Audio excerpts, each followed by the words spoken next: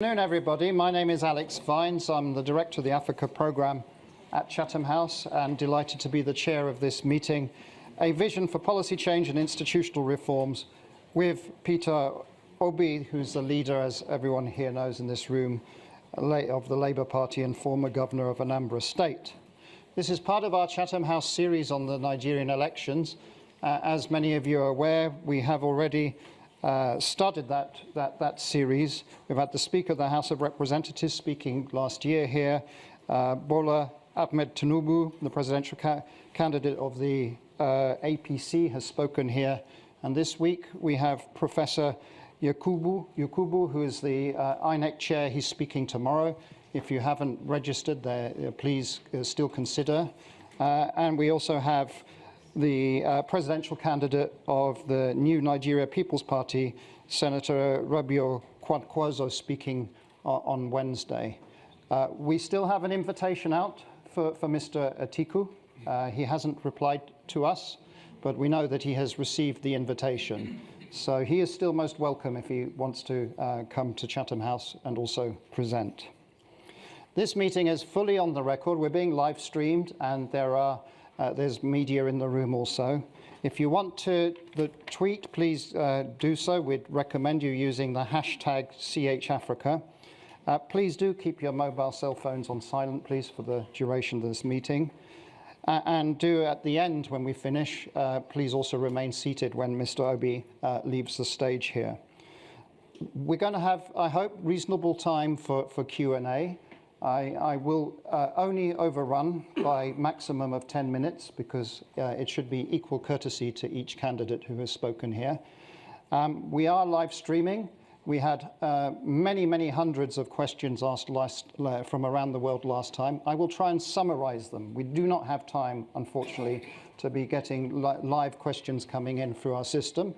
But those of you who have registered on our Zoom platform, we will try and collect those questions, and I will make reference to some of you who asked those questions. If you're on Facebook and other platforms, you're most welcome. Very grateful you're joining us today, but unfortunately we're not going to be able to, we do not have the facilities to take questions from you, but I hope you enjoy the presentation. Well, no more ado, but again, to welcome you, PeterObi, to Chatham House. It's a privilege for us to have you. And I myself am very much looking forward to hearing about your vision for policy change and institutional reforms in Nigeria. Nigeria is a central part of the work of this institute, which is why we are having Nigeria Week here this week. So I want to invite you to come to the podium here and give your presentation, and then we'll have a conversation after that. Thank you very much.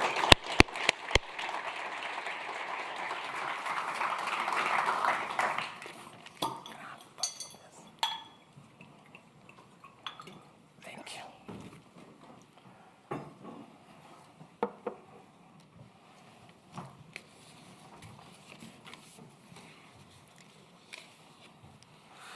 Thank you, Alex.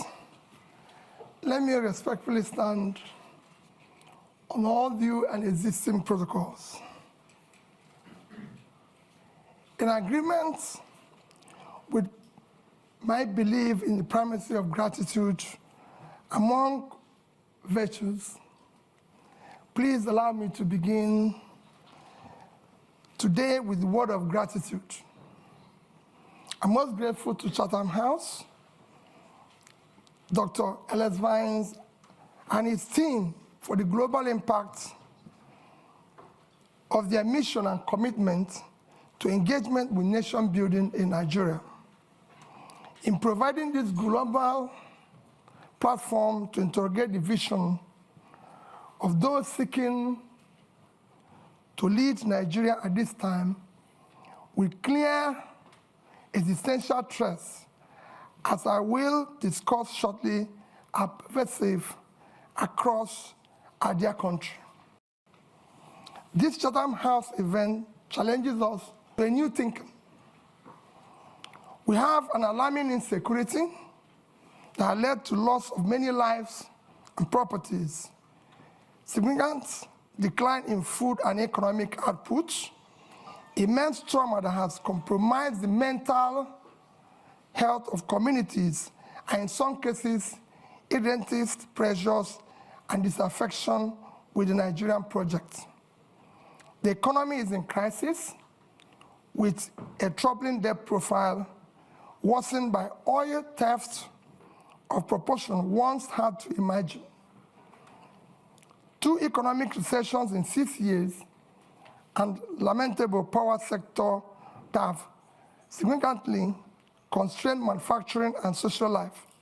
The Nigerian state is captive to an elite gang-up and a rentier political economy that concentrated power in hands of those who came to power and influence mainly through their own contrivances and influence rather than affirmation of the people, and therefore do not have the incentive to serve the people. Even after exploiting the ethnic and religious cleavages, sentiments to ascend to political power, the very people on whose sentiments they grab power often become the primary victims of such political fraud that has rendered Nigeria a failing state with worsening leadership crisis. Consequently, Nigerian democracy had been on the wane, evident in Afrobarometer longitudinal tracking, which reveals low voter turnout. But this seems to have turned around dramatically last year, allowing independent National Electoral Commission to register over 12 million new voters, with many more complaining they wish to register, but unable to do so due to INEC deadline. What prompted this turnaround? We may ask. The reason for these very high stakes are lurking in the facts of demographics, with our dominant population, the youth, frustrated and unhappy with the status quo and diminished opportunities in Nigeria in an age of globalization, when internet can easily reveal to them prosperous homes of those who live in a better led and governed countries. How did we, Nigeria, plunge or get here in such an economic decline that we have overtaken India as a home for the biggest pool of absolute poor in the world, when there are 7 times our population?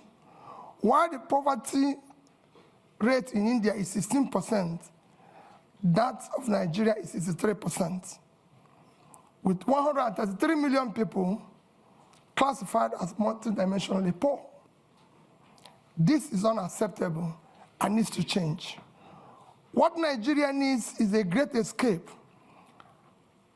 As 2015 Nobel Prize winner in economics, Angus Deaton of Princeton University, elucidated that what separates poor and rich nations is attributed to health and education. But what provides quality health and educational system for a society, committed and focused leadership that can build and sustain public wealth, as I was told by Professor Donald Jacob of Kellogg School of Management. In many ways, this is the heart of my remarks today, which are deeply rooted in my upbringing, particularly my mother's counsel, that I live a life of positive impact and manage both personal and public resources most prudently for the sustainable, inclusive growth of development of the society. It is this principle that guided my stewardship as governor of Anambra State of Nigeria and led to our much commended performance with some prize awards to show for it. Some awards for outstanding accomplishments in key Millennium Development Goals, now Sustainable Development Goals. It is the same counsel and principle that is guiding and motivating me to offer to serve in a new Nigeria. The answer lies in leadership, institution, and demographics. The good news is that the demography is driving the change we're seeing in Africa, with election after election last year in Africa, in which establishment parties are being upturned by new and small parties. It is this change that my vision of policy change and institutional development is rooted in a push for a broadened scope of social mobility and freedom for Nigeria, particularly for the youths and women. Like the former British Prime Minister, Harold Macmillan, said, at the start of the independence decade, a wind of change is blowing across Africa. Today, that new wind of change sees the ballot box as being instrumental to changing of bad leadership. Senator Yusuf-Datti Ahmed, my running mate, and I are committed to new politics that start with ethics of servant leaders and anchored on marriage of clean hearts and skillful hands. We know that unless we change the politics by changing the political leadership, we are stuck in this terrible state of underdevelopment and misery. We will build patriotically our institutions, particularly the ones directly responsible for implementing government policies, to make them fit for purpose. It is not to be doubted at the global scene that Nigeria is blessed with some of the most entrepreneurial youths in the world, in science, in business, in art and entertainment. We believe that what remains is the changing of leadership class, from predictors to creators of value, from those whose wealth and power drive from the destruction of the nation and its people to those who have demonstrated competence, character, capacity to invest in human development, create prosperity, and instill right values and ethical conduct deserving of servant leaders. Nigeria today is at a critical juncture, and the people led by the youths, brutalized by bad leadership, are awake and leading the movement to transform Nigerian politics and restart the engine of economic growth and social stability.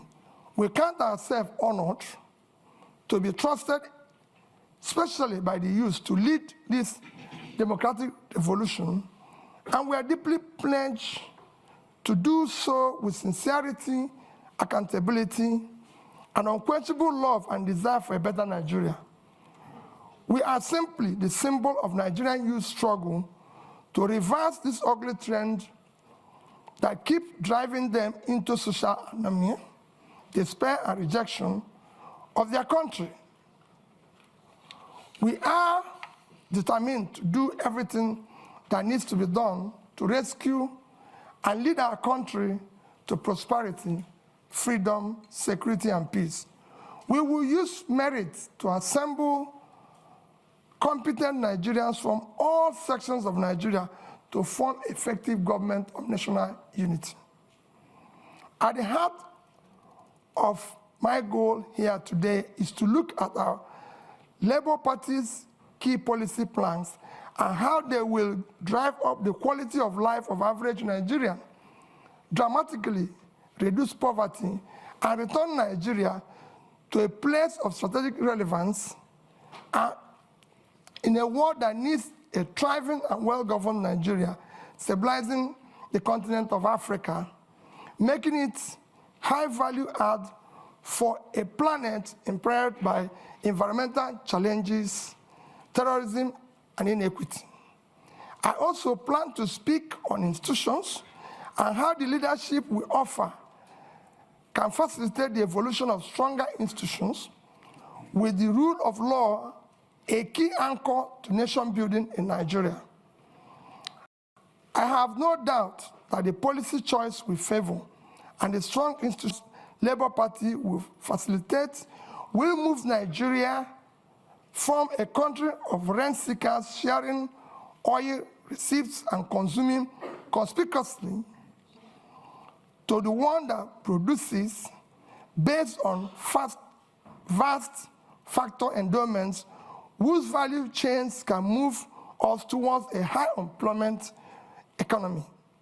We will turn our youth budge to a democratic dividend rather than today's harvest of time bomb of violence, insecurity from uneducated, unemployed, and marginalized youth.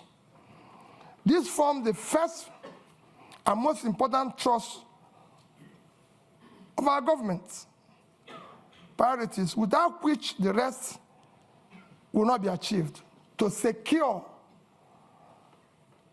Nigeria, end banditry and insurgents, and unite our dear nation to manage our diversity such that no one is left behind. The growing insecurity you see in Nigeria today is not because the enemy is formidable. It is not a lack of focused leadership, ineffective security government structure, and poor coordination from the center.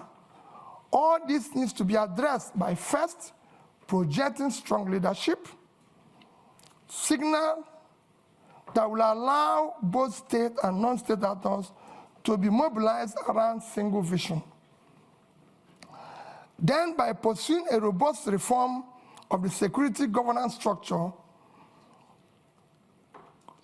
coordinating mechanism that assures all levels of government, federal, state, local, with three-level policing, are aligned with strong collaboration with partners from both private and development groups to provide required services and deliver results for every Nigerian.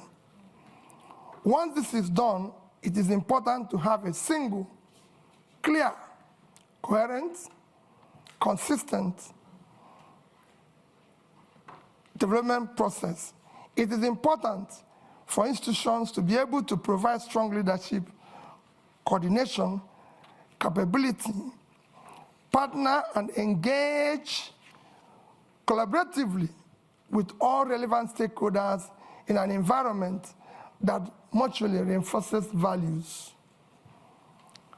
The second plank of our policy thrust is to shift emphasis from consumption to production by running a production-centered economy that is driven by agrarian revolution and export-oriented industrialization. With about 70 million hectares of arable land, we will pursue an agricultural revolution through proper segmentation of Nigerian to activate and harness factor endowment of different parts of the country for both rapid and mechanized agricultural development, and as a pillar for Nigerian other sectorial development and industrialization. We will incentivize and invest in an agro-cluster and industrial cluster development across our geo-resource zones to take advantage of agglomeration and scale effects, of particularly in the Northwest, Northeast, and North Central regions of Nigeria. We will dredge both River Niger and River Benue, build dams massively to support planting of economic trees across the country for local usage, poverty and elimination, export and revenue generation. A key task is to sequentially but decisively dismantle the inefficient and anti-market distortionary structures restraining the Nigerian economy from creating a precondition for a dynamic pro-market economy. We will employ entrepreneurial governance to dismantle impediments to free trade and ease of doing business, and implementing radical economic policies that will drastically reduce our debt service, a major drain to government revenue as it is today. Our micro, small and medium scale enterprises will be robustly supported. Further borrowing must be strictly for productive purposes and not for consumption. While we aggressively pursue the activation of all opportunities in oil and gas value chain, we will target incentive schemes that will be professionally administered to diversify our non-oil export portfolio with proper consideration and management of climate change risk and opportunities. The third pillar of our government priorities is to restructure the polity through effective legal and institutional reforms to entrench rule of law, aggressively fight corruption, reduce the cost of governance, and establish honest and efficient civil service. Reducing costs of governance in Nigeria is an effective way of fighting institutional corruption. In addition to reducing the cost of governance and streamlining government operations for efficiency and effectiveness, we will ensure that reforms we pursue will not in any way affect the livelihood of our hardworking and efficient civil servants. Critical to fighting corruption, we will install a new budgeting system founded on a cardinal principle of public accountability, objective setting, and program implementation. This is against the extant budgetary principles of revenue mobilization, expenditure allocation, borrowing without emphasis on monitoring, evaluation, and feedback. We will enforce principles of performance, auditing, institutionalized monitoring, and evaluation process of the entire public service delivery as the primary means of actualizing our vision of the new Nigeria. This reform will institutionalize our personal involvement of both the president and the vice president in setting budgetary objectives of MDAs and monitoring, evaluating the implementation process through Office of Regulatory Review in the Office of the President. Budget monitoring and evaluation capacity will be strengthened within the presidency. We will embark on effective micro and physical restructuring to quickly restore physical viability by discontinuing unaffordable subsidies which have left a black hole in government finances. Fiscal and monetary policy will be properly coordinated with each conventional tool transparently instead of distorting markets in favor of privileged few.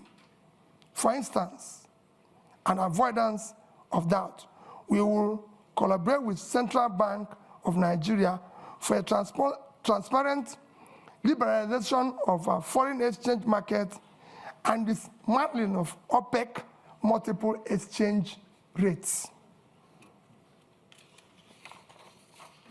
Regime which effectively subsidizes few privileged persons. We will seek to boost the supply side rather than continuing to concentrate exclusively on demand management of foreign exchange. When unaffordable subsidies are removed, some carefully calibrated transfers will be used to cushion adverse impact on economically weak.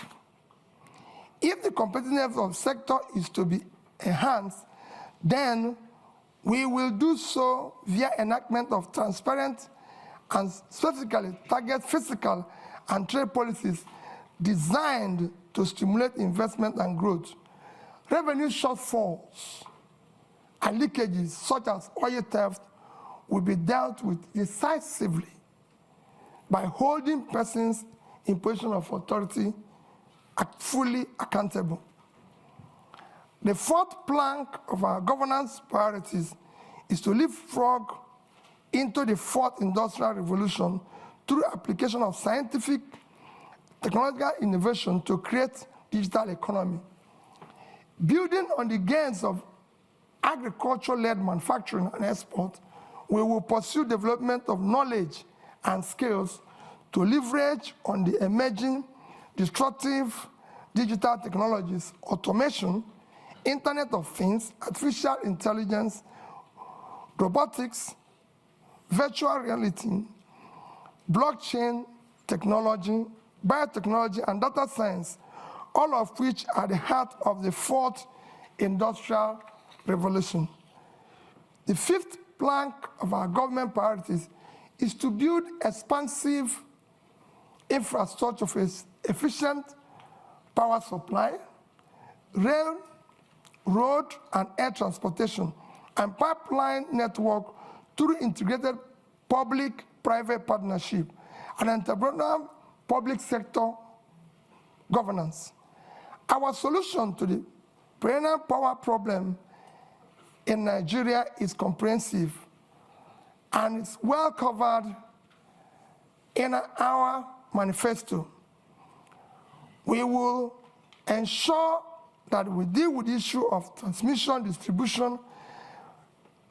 However, we will immediately complete the 2.3 billion Nigeria Siemens network improvement deal to achieve a stable 7,000 by the end of this year, 11,000 megawatts by 2024, and 25,000 megawatts by 2025.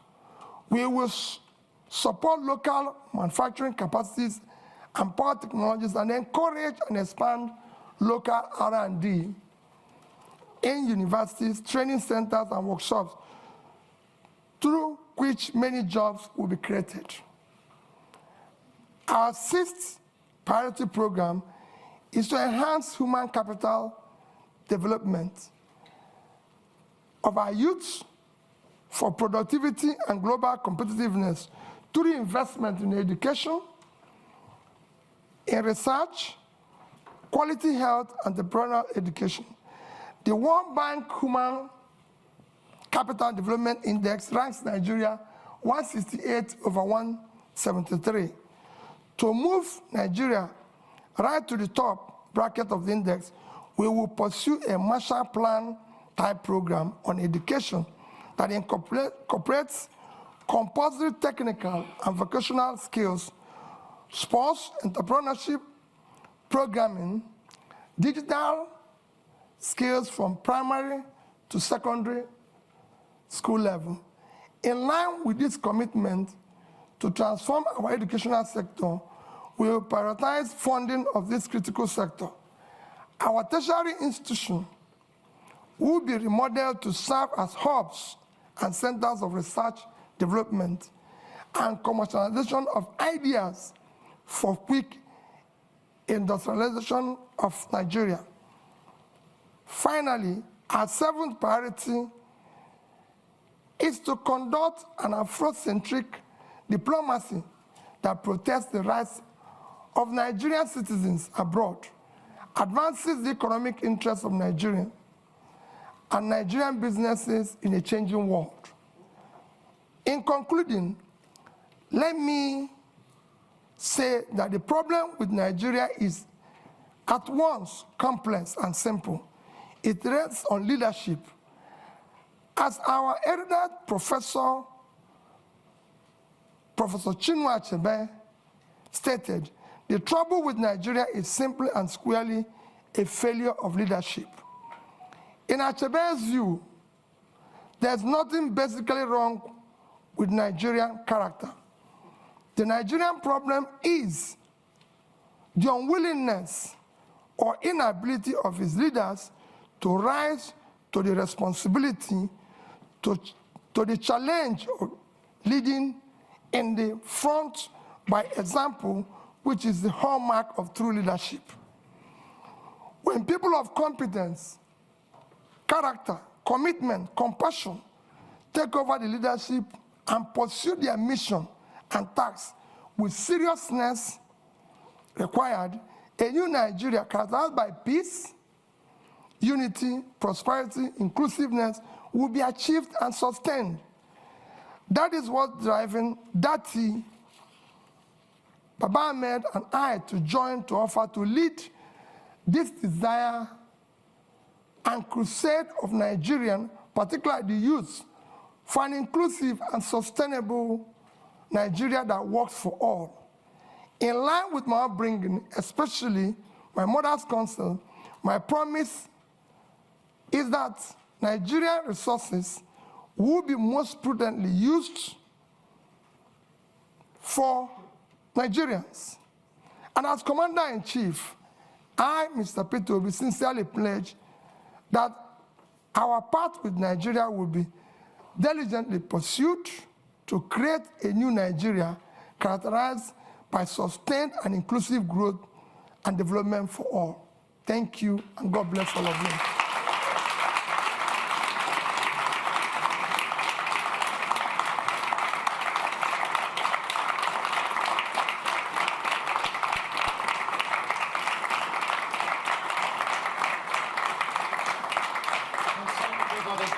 Thank you. Peter, I don't know if you want to sit for a moment while we take a few questions. We'll take them in threes, or you can stay there as you wish. Yeah. Look, the first question, we have, at the moment, the analytics are showing we have tens of thousands of people watching. So my apologies if you are on Facebook, YouTube, the Chatham House channel. We can't take questions from you. On Zoom, we have hundreds of questions that have come in. One question is from Baba Femi Adibola, who is asking the following question. Given the complexity of Nigeria's democracy and the Labour Party not projected to have the majority in the National Assembly, how would you work with legislators to ensure the radical reforms you are proposing come to light if you win the presidential election? So that's one question. Just hold that there. And I'm going to go right to the back of the room, right at the corner there. The gentleman right in the corner. Yes, so yes, you. Please go ahead. Introduce yourself and one question, please. Thank you. All right, thank you. My name is Ajiboye Tsumishi from Huddersfield University. So my question is simple. The activities of the hip-hop in Nigeria is on alarming rate every day.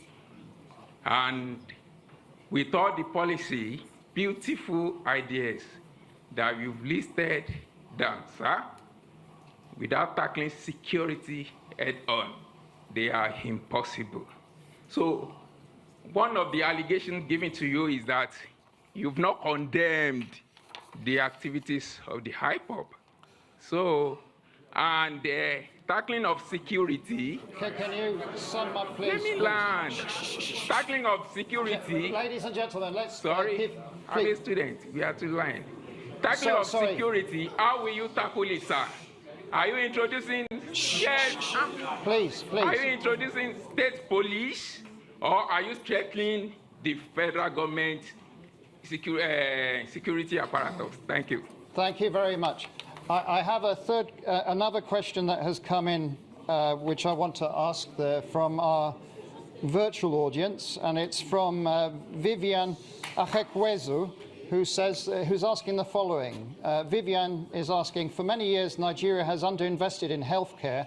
What are your plans for achieving universal health coverage, where access to healthcare is a right rather than a privilege, as well as ensuring sustained funding for epidemic preparedness and response? We did have a similar question for Mr. Tunubu in the last session that we did. So there are three questions there for you, Peter, and then I'll come through the audience here. Please just be patient. First question is, how do you deal with the legislators, considering that Labour Party is probably not in control of the legislative arm of the government? Quite frankly, I've been through this as a governor. When I was elected and sworn in as the governor, I have 30 House members, not from my party. In fact, nobody from my party was involved. As long as you are pursuing what is right, everybody will go with you, because the legislator is insecure in his place. He knows that his people are without job. And that's what he wants. He wants development. What else is he elected to do? It becomes a problem when you're pursuing transactional policies, which will benefit you, or you're engaging in nepotism where you have to. But if you address it by strictly following the Constitution, which spells out that the system is characterized by simply that we have diversity and all is included, and you did the right things, you don't need to worry about that. On the issue of IPOB, maybe you're not following me. Even yesterday, I spoke about Biafra being ended 53 years ago. It's all over the place in this space. I condemn all agitators, but in condemning them, you have to look at what brought about these agitations all over the place. It's not only IPOB. We have Yoruba Nation movement. We have all sorts. When you have created this level of massive poverty, where 63% of your population is poor, you're going to create all sorts of problems. I was speaking to a British minister this morning. I said we have about 40% unemployment. And we have about 60% youth unemployment, young people in their productive age doing nothing. If you have 15% unemployment in Britain today, you're going to have massive, remember, agitation. Nobody will be able to leave his house. So what you're seeing is a cumulative effect of leadership failure over the years, which will be solved by good governance. When people start seeing justice, fairness, and inclusive government and doing the right thing, all those things will start reversing itself. And that is what me and that is offering. I will talk and discuss with all agitators. There's nothing wrong in that. People agitate even in my house, and I talk with them.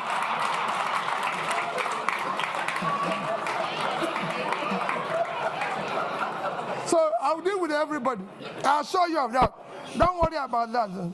On the issue of health, yes, we have a problem with health. We have underinvested, and because our government have not prioritized our development agenda, everybody knows that the only measure of development that is recognized globally today is Human Development Index.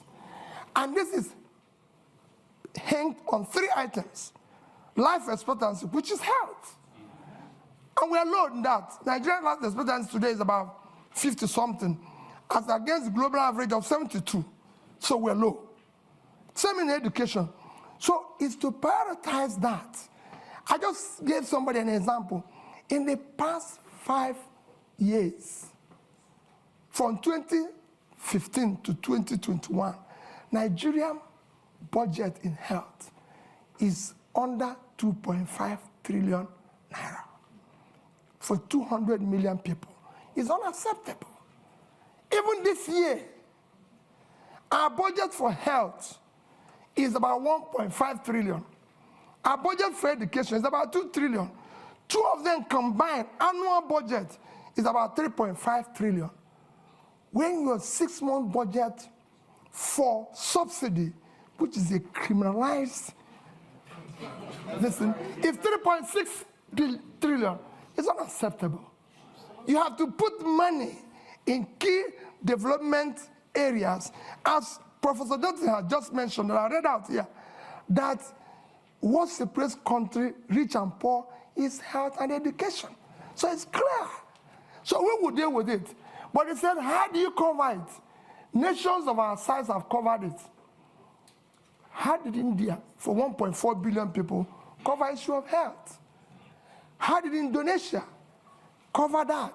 We have big nations that have done it well. If we don't know how to do it, we learn from them. There's nothing wrong in learning if you don't know how to do it.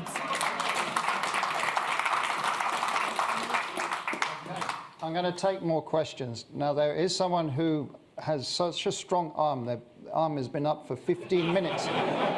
Now, I'm not going to say that's criteria for taking question next time, but madam, you get the question. You have the strongest arm in the audience. Please introduce yourself. One question. Thank you so much.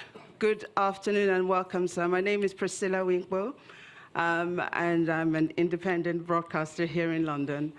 And sir, you spoke about your point number 5, which is to generate electricity and power in Nigeria. And you spoke about transmission, distribution, and generation. But I think it's fair to say that our problems with power goes beyond those 3 areas. And the main problem that I see here is this.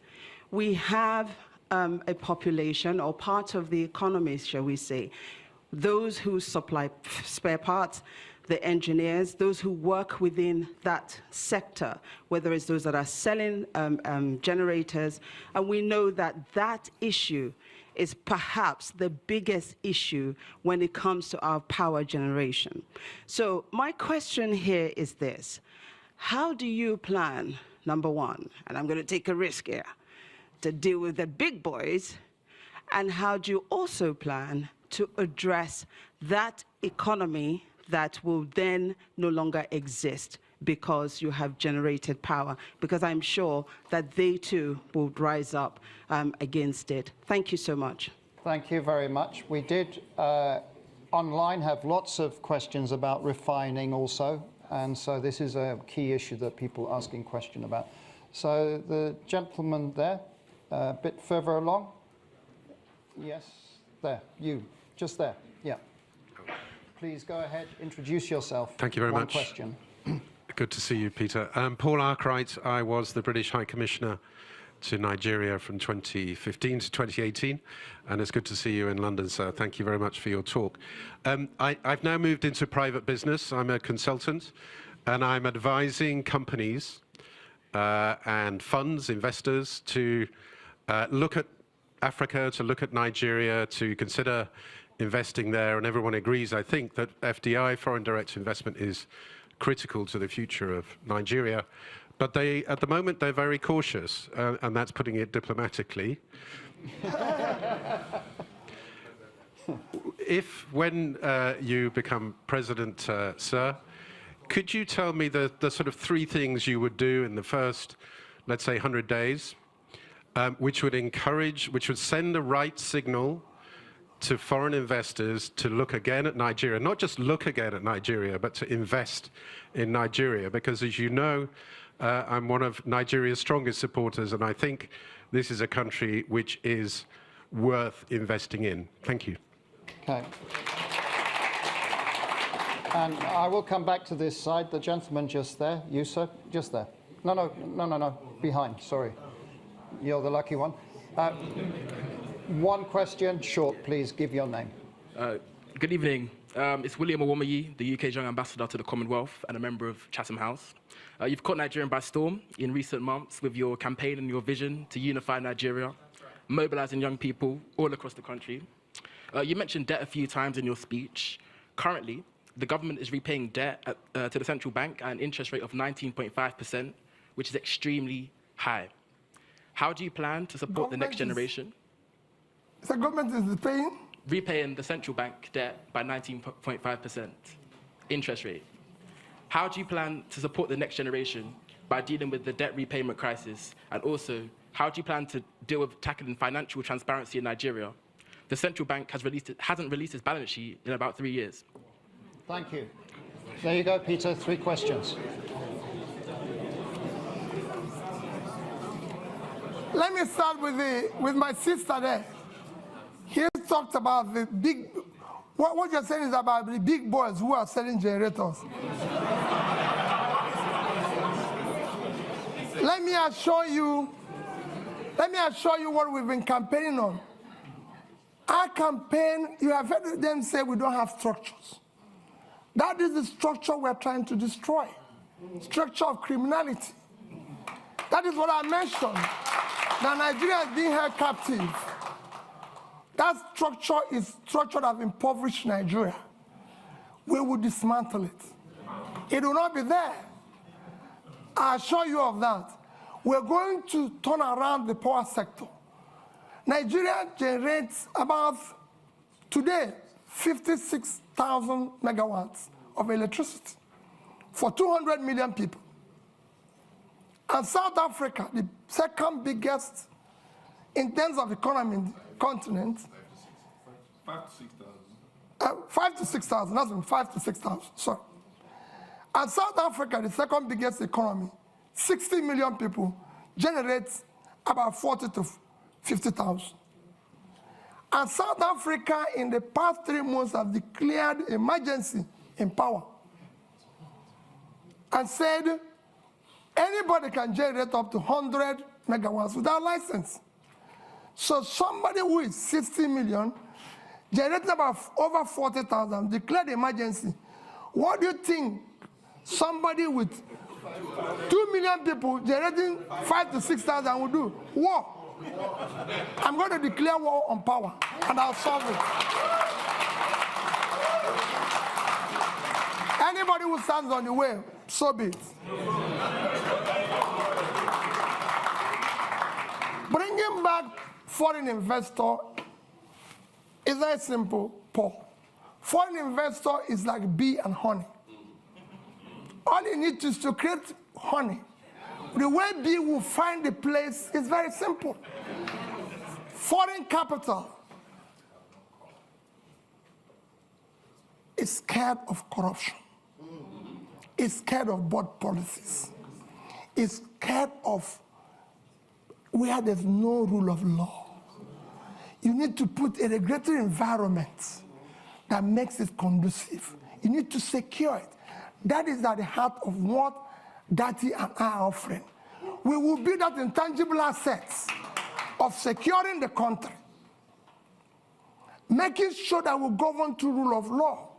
We will fight corruption. Datti have a record that is the only National Assembly member who refused to buy property of government when it was offered to all National Assembly members. You can go and look at his record. If you have seen anywhere he has compromised or put himself in a transactional position. And I'll stop running. I know how I approached him, and I told him, I and you owe it to save our people. That's why we came together. And we came back and said, we'll work as a team. We'll solve this problem. Go and check my record. I've governed the state for 8 years, and I've challenged everybody. Paul, you were there. I've been the only governor till today. The day I left office, I was not owing salary, pension, gratuity, or any contract or any supplier. And I left in 3 banks in Nigeria, which I say every day. Access Bank of Nigeria, Fidelity Bank of Nigeria, and Diamond Bank. I left over $150 million. I didn't say naira. And I have over 30 billion naira. And Anambra State, you can go and verify anyway. I've never had a bottle. Anambra State have never bought me. There's no land allocated directly or indirectly by me, and I signed over several thousands of C of O. Anambra has never bought me a bottle of water since I left office. So you can go. We will fight and stop corruption. Yeah. The first thing about stopping corruption is yourself. If you're not involved, your wife is not involved, your family is not involved, those around you are not involved, you reduce it by over 50%. And that's what I'm going to do. And I'm sure, Paul, you know that. We are committed. We can't disappoint these youths. We must build a new Nigeria. Yes. And we'll deal with that. Investors will come back. Those who left, even the young people who are today living, they'll come back. Yes. We want to bring them back. Nigerians are prepared to come back if they can find that they have a country to go back to. This green passport, people must be proud to use it.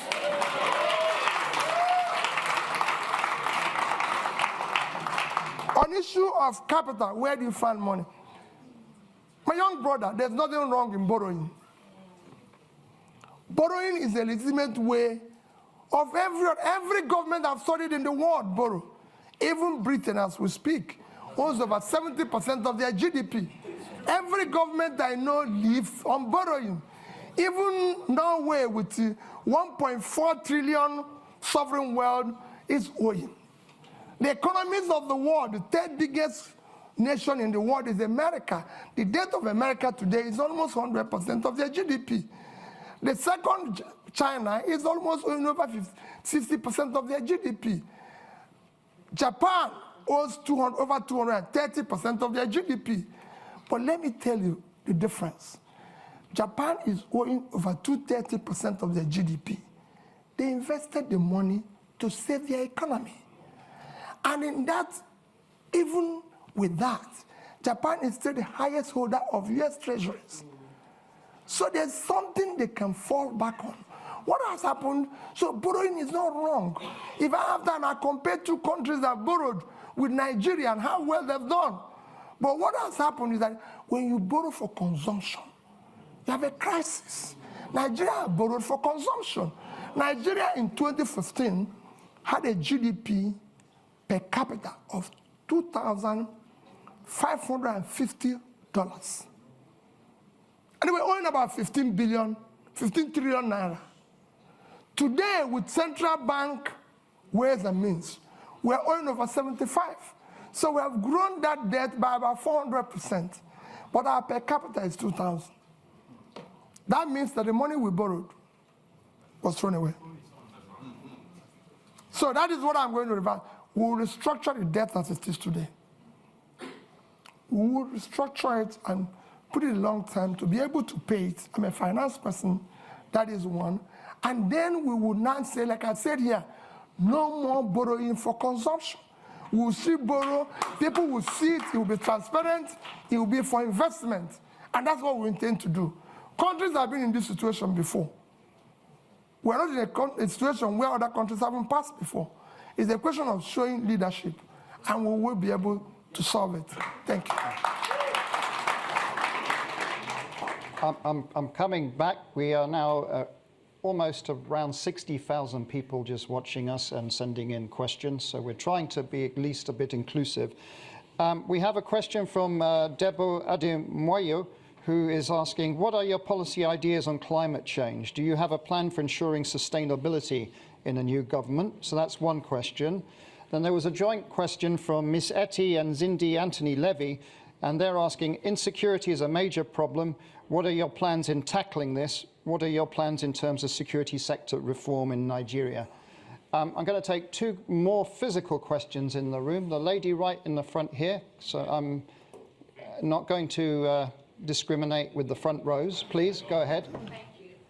My name is Chi Chikwendo. I'm a practicing solicitor here, advocating, of course, for rule of law. Thank you so much, Your Excellency, for the inspiring exposition on your vision for policy change and institutional reforms.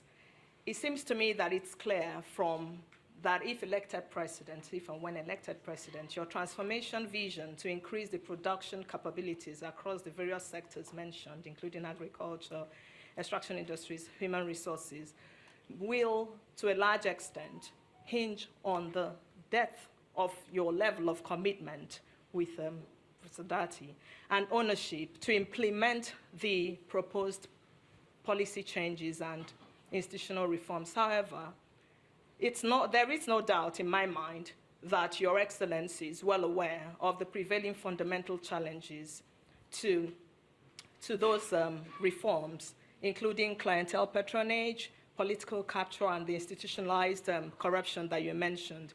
So the question is, how do you intend to navigate these challenges differently from the efforts of previous administrations, particularly with a view to modifying the behaviors of the key players in support of achieving those anticipated outcomes? And I was very warmed when you mentioned you're broadening the scope of youth inclusion and women based on gender issues. So further, how do you intend to quell the current ethnic tensions ravaging our communities and consequently stagnating economic growth and development, and to implement a pragmatic mechanism for dealing with those societal concerns for equal... Okay, please. we need... The longer this takes, the less questions. Madam, please, now. So the question there is, how do you intend to implement a pragmatic mechanism for dealing with those societal concerns for equal access to the services, inclusive participation, and integrating the various ethnic groups? Thank you very much. Thank you. Peter, if you answer those questions, because that was more than one question. Well, let me start with the issue of, you have, like you said, you have more than one question. I have about 2 questions. Let me start with the issue of ethnic tension.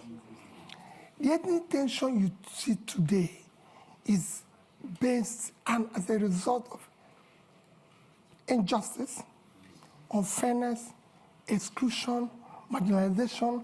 As soon as you start reversing that, they start going down. That is what I said to the young man about agitation. As long as you start doing the right things, as long as you start building an inclusive society where people's talent, hard work will match up their opportunity, you start seeing those things go down. There's tension, even in the Western world here. I live here when the blacks feel excluded. But as the more the government opens up and tolerates and builds an inclusive, transparent, more broad-based, acceptable, they will come down. And we will show, I've said before, we will show compassion. We will show love. Because there's nothing, you're a leader. Don't go away when Bayelsa is under the water. Don't leave Jigawa to die. Don't say, oh, I cannot go to Southern Kaduna because there's a problem. We will show compassion. We will lead from the front. We're not going to walk away. And for me, Borno is part of Nigeria. I don't want to say people, oh, the region is insecure. Nigeria is insecure. Like I told the IDP people in Christmas, I spent my IDP with IDP people in Makurdi in Christmas. And in New Year was another IDP camp in Abuja. And I said to them, as long as Nigerians are in IDP, all of us are in IDP. I will not allow, and I know that you will not allow it, for any Nigerian to remain in IDP while we're sleeping in our mansions. Never. They must go back. On issue of challenges and dealing with them, the challenges you foresee, I've dealt with such challenges at the Anambra level. And I'll show you the same challenges. We're not going to, as long as you're not involved in this transnational governance, you can deal with anybody. And we're not going to compromise. We have an issue, I said, we're at an initial threat that we don't need to. There's nobody, there's no sacred cow. You either be a Nigerian or you can find another country. We have a country with the rule of law. It will be the same level playing field for everybody. I want to solve the problem. For example, I said it without equivocation. I must pull out the poverty that is devastating the north.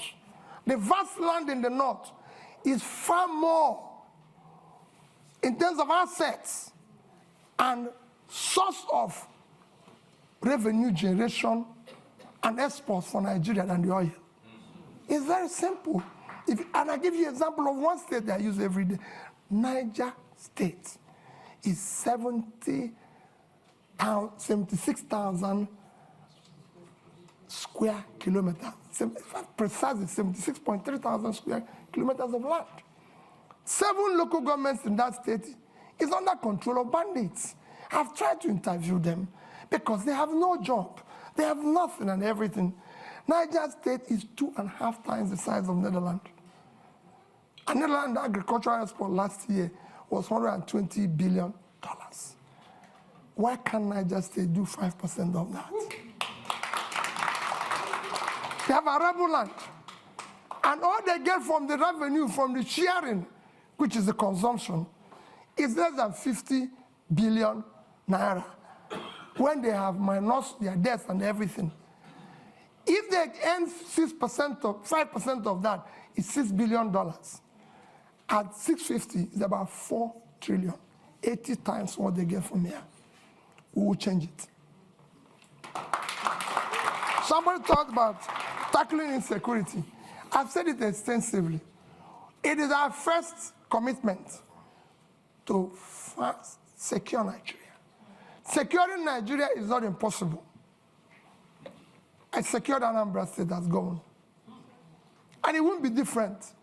I've said we will deal and talk with those we will win, we'll talk with those who are winnable. It will be carrot and stick. And those who don't, we will deal with them.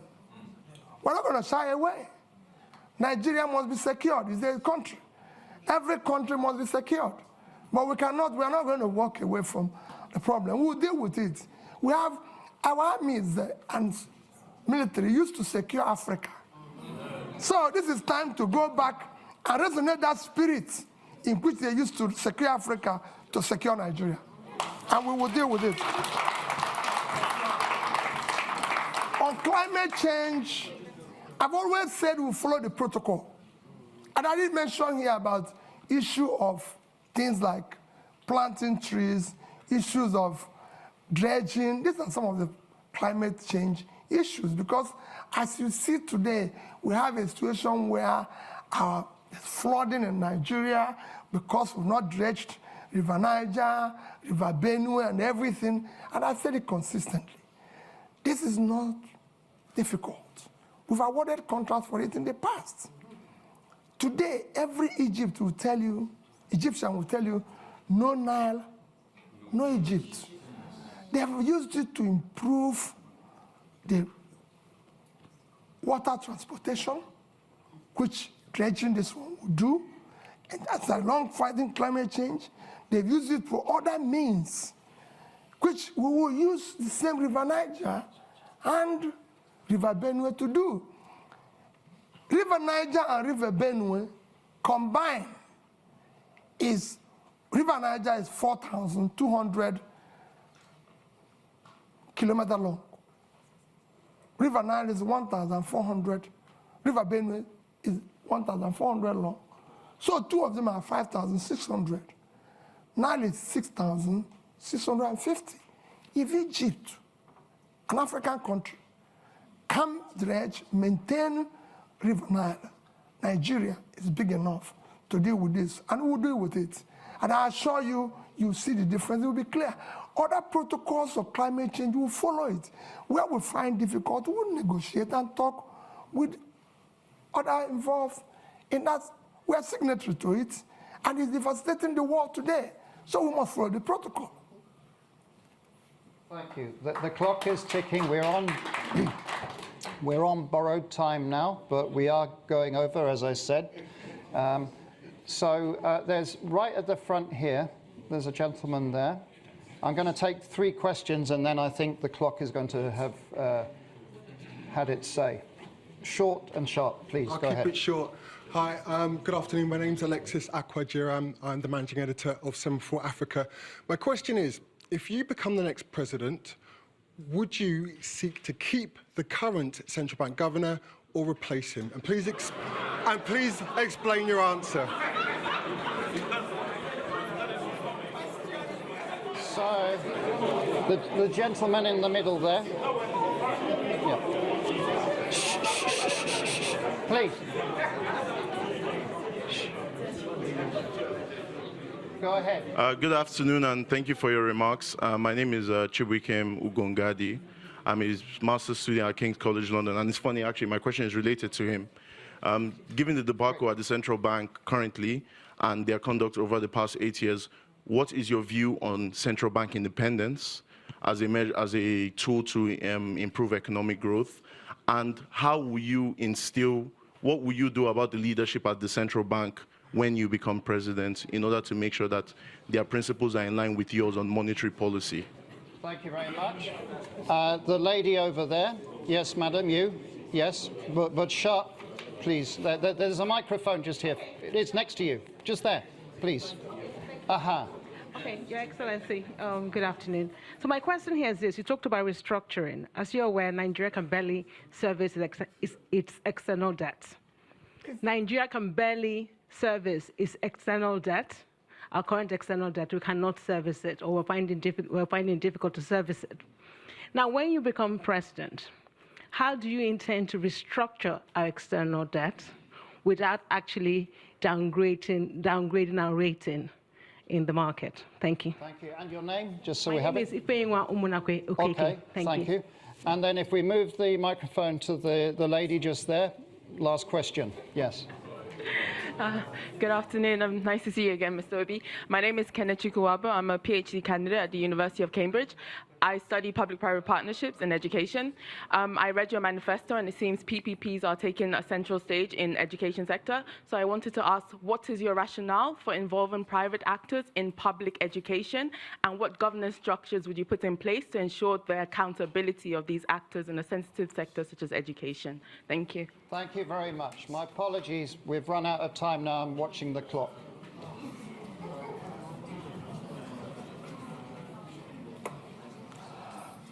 Okay. Alex, I hope you will allow me. There's somebody here that is so keen. When I was coming in, he had a question that is so interested, and is like, so I told him, if I have opportunity, I will request and answer it publicly. Okay. Let me again go. People are talking about the central bank governor. The problem, first, let me assure you, central bank will maintain its independence. It will be respected. And again, it is not the problem of the person there. Central bank have a role of monetary policy, if I'm right. Then you have this physical space. It's like a street football. When the person who is supposed to be in the physical space is no longer, it's like you go to a football match, and somebody who is supposed to play in a particular wing is no longer there. You find people playing various wings. The weakness of the physical space allows the monetary space to take over, and in supporting, because there's a weak governance structure, that is why we're able to do what we're doing. With what is happening today is happening. So if you're replacing Godwin and putting somebody with that level of fiscal rascality, which is what is fueling our inflation and even our rate of exchange today, these are some of the things you need to cut. As long as the government continues on that fiscal rascality, that situation will occur. That's what you need to fix. I won't say what will happen. His term is actually coming to an end. So it won't be too long. So that's that. I assure you that we'll deal with that. You asked about PPP in education. I said you're in Cambridge. Is Cambridge run by British government? Now, I just want to know, because I don't know. When we're talking about PPP in education, we're talking about tertiary education. We're not talking about basic education. We will ensure that basic education is free, and we will drive it aggressive, because we have 20 million out of school children in the north, which I've said we will deal with decisively, because those children mostly have learned Quran, which means they're intelligent. We'll meet them at the point of learning Quran and teach them skill. For the tertiary education, we must find a way to fund it in a collaborative way, public partnership, in order to be able to ensure that 4 years will be 4 years, not what is happening today. That's what we mean by that. And it will be, you'll see, it's a win-win situation. Study basics. That's it. No, not the basic. It won't be the basic. Then, issue of barely servicing our debts. We're not, I've said it before, we're not the only country that have gone through this. Once we move from consumption to production, what we're going to do first is that what you see today, we're inability to service our debts, is because of fiscal rascality. You're paying unsustainable subsidy, which will be stopped from day one, because it's a criminal thing. You're no longer generating money because they're stealing oil. And the only people who can steal oil are people in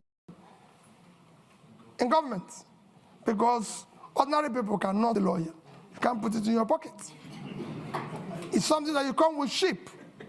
So all those, and you stop corruption, the waste, everything. And you go to seek to ensure that the revenues of government are properly collected. These are things, when you have tightened all the leakages and wastes, you'll be able to increase your position and you negotiate and be able to service them.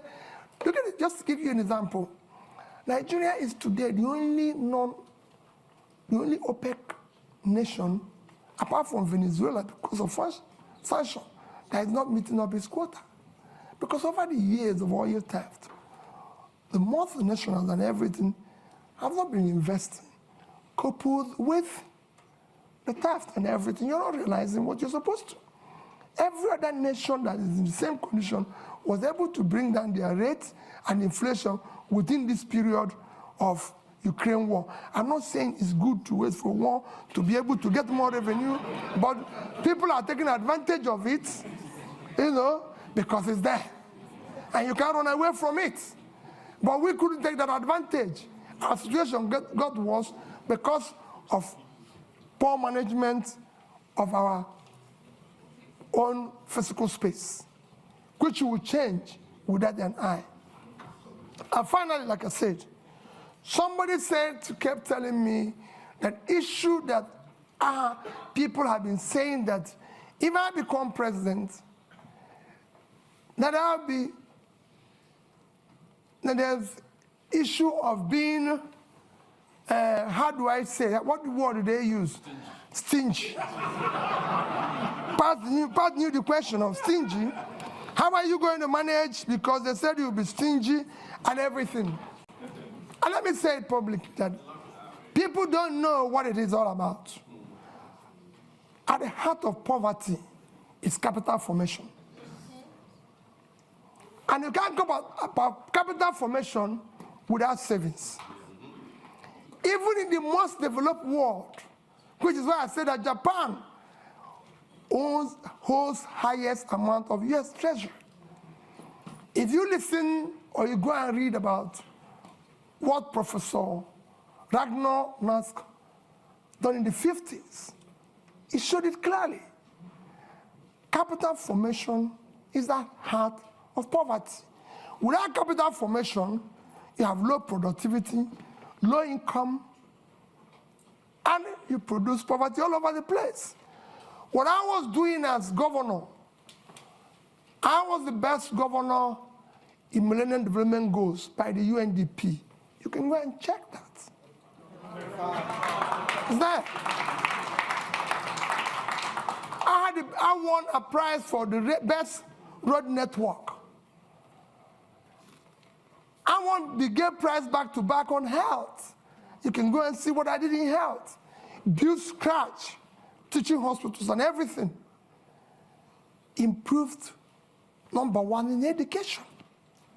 And above all, I was able to save because I believe in future generation. If you look at that saving, I said future generation funding because we want to have proper capital formation to drive tomorrow. If I have opportunity in Nigeria, no matter what we do, we'll do the same thing. We must save for tomorrow. Because that's how you form capital to turn around tomorrow. So as the end, I appeal to all of you. There's nothing more powerful than an idea whose time have come. Victor Hugo. The time today is to have competent leadership with character, commitment and compassion. And that's what Nigeria is yearning for. That's what Datti and I are offering you. Let's have opportunity to build a better Nigeria. Thank you.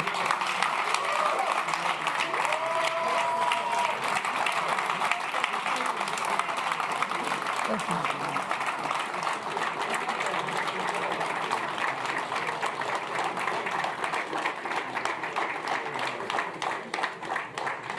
A couple of announcements. First of all, INEC chair speaking here tomorrow, same time, 1 o'clock. You're welcome. It's also going to be live streamed. NNPP presidential candidate Wednesday, same time. And finally, again, just to thank PeterObi for coming to Chatham House. And good luck in your campaign. And please, if you can just remain seated or on the side while PeterObi leaves. Thank you very much and have a good afternoon. Okay. We've got lots of press waiting for you.